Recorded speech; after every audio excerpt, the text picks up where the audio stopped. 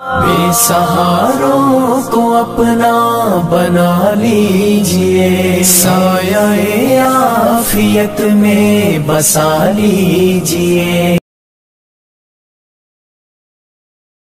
اور دینا ہے تو یہ فتویٰ پھر حکیم جو ہے نا فیض عالم صدیقی، جس کی کتابیں آپ کے لیے آپ تورات اور انجیل ہے، اور آپ سب مولویوں کے پاس وہی ہیں سارے جو آج کل خطبے دے رہے ہیں نا، ان کے گھر میں جا کر دیکھ رہے ہو، اس حکیم صاحب کی کتاب کے علاوہ کچھ نہیں۔ جو بخاری شریف کو کہتا ہے کہ گپوں کی کتاب ہے، بخاری کھٹے مارتا رہا، اس ظالم کو صرف یزید کی محبت میں پڑھ رہے ہیں۔ ہم کہہ دیں نا کہ بخاری کی یہ روایت کمزور صحیح بخاری کی روایت، اس ظالم نے علانیہ کہا کہ کھٹے ماری ہیں اور جھوٹ بولتا رہا یہ بخاری، اس کو ہضم کر رہا ہے کہ اس نے سیدنا یزید کو چکا۔ اب اس نے کہا خلافت راشدہ کتاب لکھی پڑھی میرے پاس، کہہ رہی کوئی خلیفہ نہیں، چوتھا بھی نہیں ہے۔ اس کا دور فتنے کا زمانہ تھا، اس وقت مسلمانوں کا کوئی امیر نہیں تھا، فتنے میں گزر گیا جنگوں میں، بعد میں چوتھا خلیفہ حضرت معاویہ۔ دو فتویٰ اس پر، حلال زادے نے کہہ دو کہ حکیم فیض عالم کافر ہے اور اس کی کتاب میں جلا دو، پھر سارا سرمایہ تو تمہارے پاس وہ ہے۔ کیوں نادانی کی بات، میں نہیں کہتا وہ کافر، کوئی بات نہیں، وہ غلط کہتا غلط ہے، مگر کافر ہونا آسان ہے۔ کافر ہوا ہے وہ نامراد جس نے علانیہ کہہ دیا کہ محمد اللہ کے رسول نہیں ہے صلی اللہ علیہ وسلم۔ جب یہ سرحد کوئی پار کرے گا پھر کافر ہوگا۔ خلیفوں کوئی مانتا، کوئی میں بھی مانتا، بسم اللہ نیک تھے، اگر کوئی نہیں مانتا اس کو مغالطہ کیوں کافر ہو جائے گا؟ فقہ اور حدیث کی کتاب میں اگر موقع آیا اس پر بھی لیکچر دوں گا کہ یہ چیزیں لوگوں کو کافر نہیں کرتی۔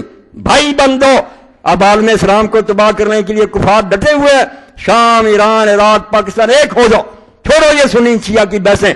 جب آئے وہاں لوگ بغداد میں تو یہی تھا کہ ایک دن محلہ کرخ میں سنی گھس گئے، شیعوں کو مار رہے ہیں، ایک دن شیعہ گھس گئے ان کے کانوں کو آگ لگا رہے ہیں۔ آ گئے پھر تتاری، انہوں نے نہیں پوچھا کون ہے سنی کون ہے، سب چھری کے نیچے لا گئے۔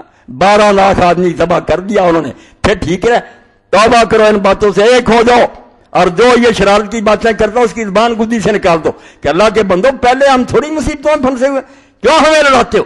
لڑاتے وہی ہیں جو یزید کو نیک کہتے ہیں، کیونکہ اہل سنت کا میں نے پڑھ دیا کہ نہ بریلوی، نہ دیوبندی، نہ اہل حدیث، نہ شیعہ، کسی بھی مسلمان کا اس میں اختلاف نہیں تھا کہ سیدنا امام حسین استشہد مظلوم شہید ہوئے ہیں اور یزید فاسق تھا، ظالم تھا۔ یہ کوئی اختلافی بات تھوڑی۔ آپ لوگ اس دور میں اپنی جہالت کی وجہ سے اگر ہر جگہ یہ درس دے رہے ہیں تو یہ آپ کی نالائکی ہے۔ کوئی حوالہ نہیں، میں نے دیکھ لیا جو کہتے ہیں کہ علماء کو نہیں ملے ہمیں دے، ان میں اگر کوئی جان ہے لائیں نا، جھوٹی روایتیں پیش کر رہے ہیں آپ، تو اللہ کے لیے توبہ کریں۔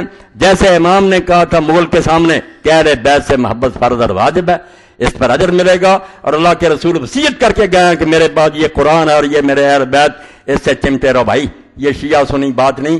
صحابہ کا احترام کرو، رسول اللہ کے ساتھی ہیں، حضور کے گھرانے کا احترام کرو، وہ صرف آپ کے بچے نہیں ہیں۔ یقین جانو آل محمد اور آل ابراہیم کا ذکر درود شریف میں اکٹھا کیا ہوا؟ ابراہیم علیہ السلام انبیاء میں سے ایک ہیں جن کا ابو الکلام لکھتے جن کی اولاد نے ساتھ دیا، ورنہ کئی نبیوں کی اولاد نے ساتھ نہیں دیا۔ وہاں ابراہیم اور اسحاق آپ کے ساتھ تھے، ابراہیم علیہ السلام، اور یہاں بھی جو ہے حضرت رسول خدا کے بعد حسن اور حسین کا وہی طریقہ تھا، اس لیے فرمایا، اس لیے اکٹھا کیا کہ ان کی آل بھی دین میں ساتھ تھی، یہاں بھی حضور کی آل۔ یہ صرف ہم اولاد ہونے سے نہیں مان رہے، حضور کے نقش قدم پر چلتے تھے، اور اسی لیے آپ نے جنت کے جوانوں کو سردار کہا، ان کی ماں کو جنت کی عورتوں کی سردار کہا، اور علی کو کہا کہ اپنے دونوں بیٹوں سے بھی اعلیٰ ہوگا۔ اللہ مجھے اسی پر موت دے اور اسی پر زندہ رکھے، جو اس کو نہیں مانتا میں اس کا معاملہ اللہ کے سپرد کرتا ہوں۔ وآخر دعوانا الحمدللہ رب العالمین، وصلی اللہ تعالی علی خیر خلقہ سیدنا محمد وآلہ واصحابہ اجمعین۔